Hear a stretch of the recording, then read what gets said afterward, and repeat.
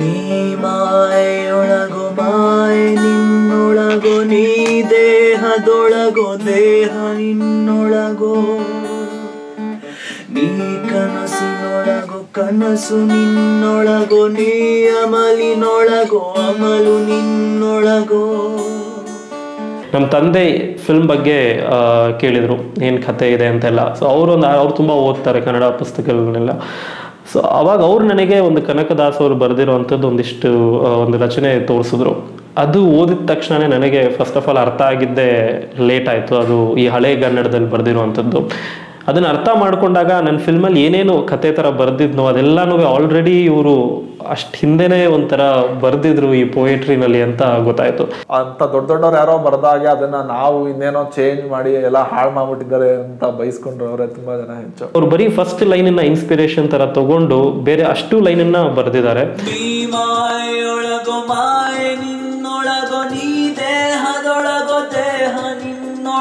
ಮನಸ್ಸು ದೇಹಗಳೆರಡು ಸೆಳೆಯುವ ಸುಳಿಯಂತಿರುವ ಪ್ರೇಮದೊಳಗೋ. ನನ್ನ ಹೆಸರು ಉದಿತ್ ಅಂತ, 17 ಇಯರ್ಸ್. ಇದು ಫಸ್ಟ್ ಫಿಲ್ಮ್ ನಾನು ಹಾಡ್ತಾ ಇರೋದು. ತಿಳಿಯದೆ ನನ್ನೆದೆ ಹೃದಯದ ಬಡಿತವೇ ನಿಂತಂತಾಗಿದೆ. ಫಸ್ಟ್ ಇದಕ್ಕೆ ತುಂಬ ಹಿಂದೆ ಟ್ಯೂನ್ ಮಾಡಿದ್ರು. ಒಂದು ಕಾಫಿ ಶಾಪಲ್ಲಿ ಕೂತಾಗ ಈ ಟ್ಯೂನ್ ಚೆನ್ನಾಗಿದೆ ಅಂತ ಹೇಳಿ ಈ ಟ್ಯೂನ್ ಮಾಡಿದ್ದು. ಈ ಹಾಡನ್ನ ರಘುಶಾಸ್ತ್ರಿ ಅಂದ್ಬಿಟ್ಟು ನಮ್ಮ ಮೈಸೂರಿನ ಹುಡುಗ ಅವನೇ ಬರೆದಿರೋವಂತ. ಇದರಲ್ಲಿ ತುಂಬಾ ಚೆನ್ನಾಗಿರೋ ವಾಯ್ಸ್ ಬಂದು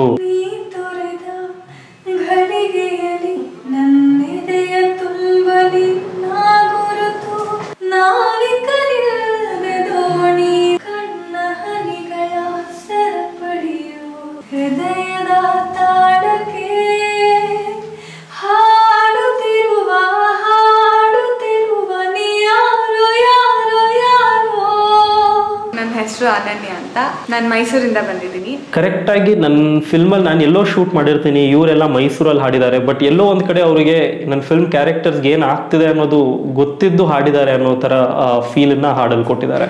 ನೀ ತೊರೆದ ಘಳಿಗೆಯಲಿ ನನ್ನೆದೆಯ ತುಂಬ ನಿನ್ನ ಗುರುತು, ನೆನಪುಗಳ ಮಳಿಗೆಯಲಿ ಇನ್ನಾರು ಇಲ್ಲ ನಿನ್ನ ಹೊರತು, ಒಂಟಿ ಮೋಡದ ಕಣ್ಣ ಹನಿಯ ದೂರದಿಂದಲೇ ನೋಡು ಇನಿಯ, ಕಾಣದಿದ್ದರೂ ಕಾಡುತ್ತಿರುವ ಕೇಳದಿದ್ದರೂ ಹೇಳುತ್ತಿರುವ ಹೃದಯದ ತಾಳಕ್ಕೆ ಹಾಡುತ್ತಿರುವ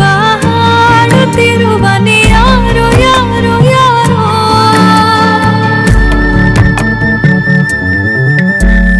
ಲೂಸಿಯಾ ಬಜೆಟ್ ನಲ್ಲಿ ಎಲ್ಲ ಇದಕ್ಕೆ ಅರ್ಧ ಅಂತಂದ್ರೆ ಇನ್ನು ಉಳಿದಿದ್ದ ಸಾಂಗ್ಗಳಿಗೆಲ್ಲ ಅರ್ಧ ಅಂತ ಅನ್ಬೋದು. ಅಷ್ಟು ಇನ್ವೆಸ್ಟ್ ಮಾಡಿ ಎಲ್ಲ ಲೈವ್ ಆರ್ಕೆಸ್ಟ್ರಾ, ವಯಲಿನ್ ಸೆಷನ್ಸ್, ಚೆಲೋಸ್.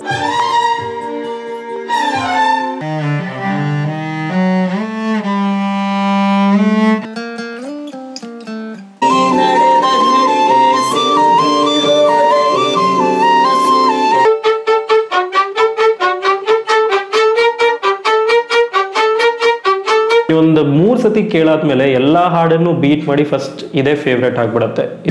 ಈ ಪ್ರೀತಿಯ ಮಾಯೆ ನಗುವಾಗಲು ನೋವೇ, ಏಕಾಂತದ ಛಾಯೆ ಹಗಲಿರುಳು ಕಾಡಿದೆ, ಮೊದಲೇ ರಗಳೇ ಪ್ರೀತಿ ಪದವೇ, ಎಂದಿಗೆ ಬರುವೆಯೋ ತಿಳಿಯದೆ ನನ್ನೆದೆ ಹೃದಯದ ಬಡಿತವೇ ನಿಂತಂತಾಗಿದೆ.